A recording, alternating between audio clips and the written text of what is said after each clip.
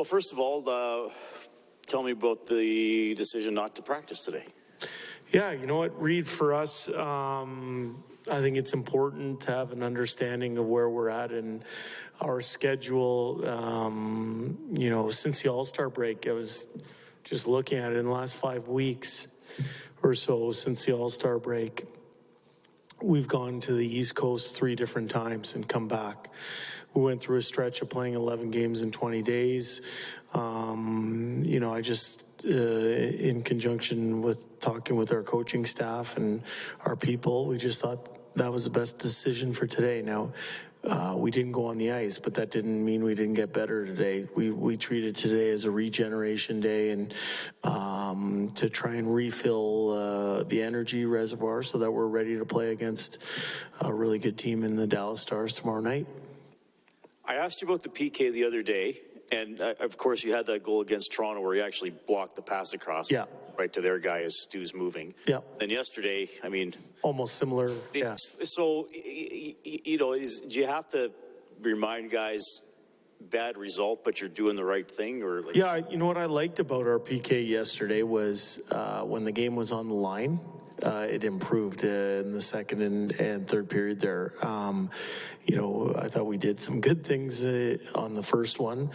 In the end, we didn't get the puck out of the zone, so we had an opportunity to clear it. It stayed in, but we still were in good structure, and you know what, it went in off our skate. You have to build that into the game. Sometimes those things happen, but I liked our response. How do you, and you guys have had shorthanded goals and shorthanded attacks. Yep. Sometimes when a guy will get the puck, okay, does he have time to shoot? Like, do you say, like, look to skate with it first, look to fire it down the ice first, you know, when they get a high rebound or something? Yeah, you know what I think you're looking to do is get the clear first, right? You want to guarantee your zone first. You know, in terms of us being at the top of the league in shorthanded goals for, you know, the first object on a penalty kill is to make sure you kill the penalty. It's nice when you get the offense, and it kind of puts some teams on the back foot when they know certain people we can put on the ice, but the object's to get the kill. But you know, when you're under pressure and you're short a man, sometimes, you know, mistakes are made, and we didn't get the clear on the first one. But like I said, I thought our structure was fine. Went off someone's foot. And are you seeing with Fogle the ability to play with better offensive players more often? What I'm seeing is somebody who has responded since getting scratched at the beginning of January. I think Warren Fogel's played very well. He should be really happy with where his game's at. I kind of move him all around the lineup with Hyman not in the lineup yesterday. That created a spot, and my mind went to Warren Fogle because, you know, he's done some really good things here. You know, I think he's someone that's at his best when he's playing with speed, because he can skate. You know, he has a really good shot when he hits the net, when he gets it off quickly. He should feel good. And I do think he has the ability to play with top players because he's willing to work and do some work for other people. And as I said, I'm proud of the response we've gotten since the beginning of January, and he should feel real good with where his game's at.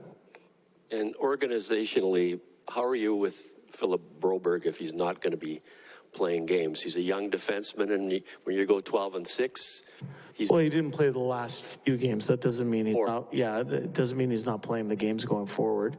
I think we're in the wee time of year, Jim. It's something we talked about last week in Boston, and you know, Philip's going to be an important player for us this year and an important player for us as we go forward as an organization. But the first and most important thing right now is that the team gains points on a nightly basis.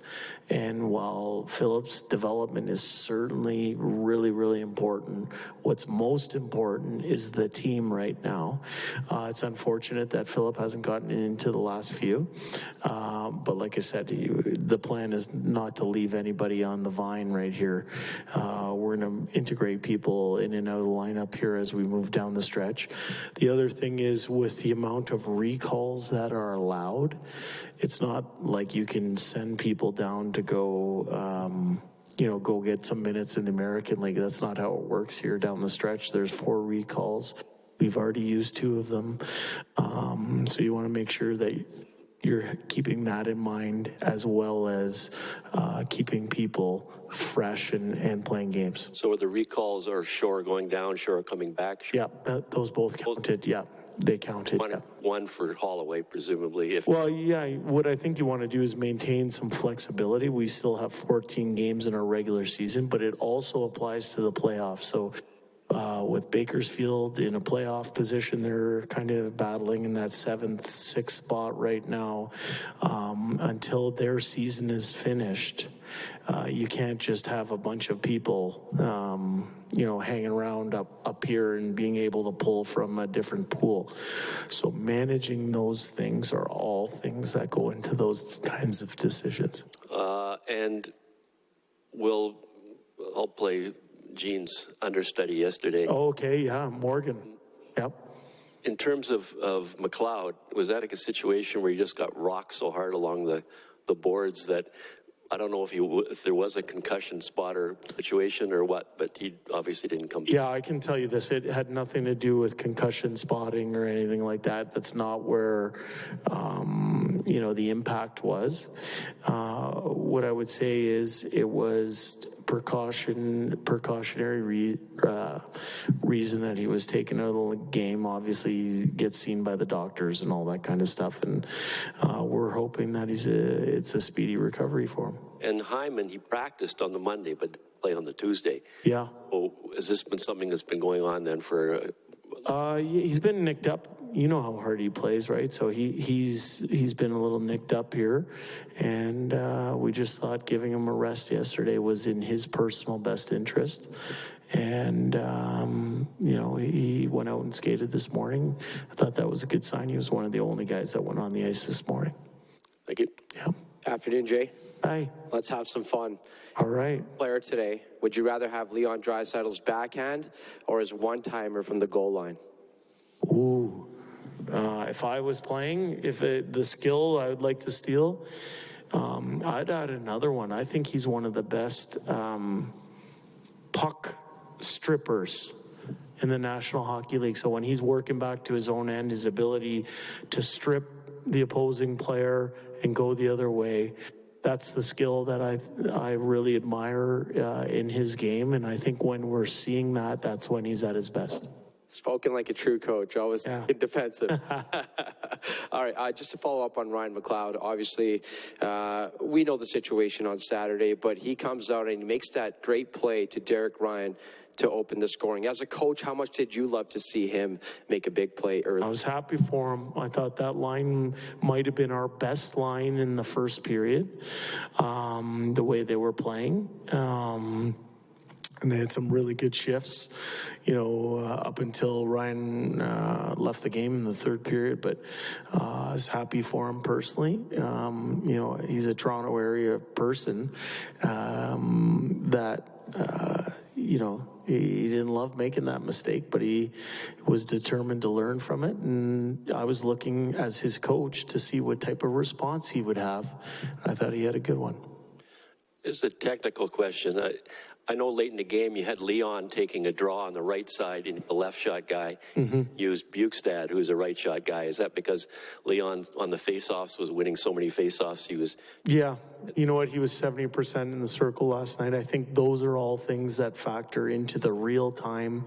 Don't forget, it's real time decision that I have to make at that moment. Based on where Derek Ryan had taken a couple down the stretch, Bukestad had taken a couple. In that moment, I felt best about Leon, and certainly not that we're right all the time, but he won the draw. Darnell executed. Kane made a great play, and Connor finished it off. You've used Ekholm and Nurse a little bit late in the game. Yeah. Is this something that's you're tinkering with, or do you just see two strong defenders and Ekholm says he can play the right side, so you'll try it? Yeah, both. I think, when you're at that stage in the game, you want to put the people on the ice you feel can get the job done. We have a lot of people to choose from. But I think I feel good when Ekholm's on the ice.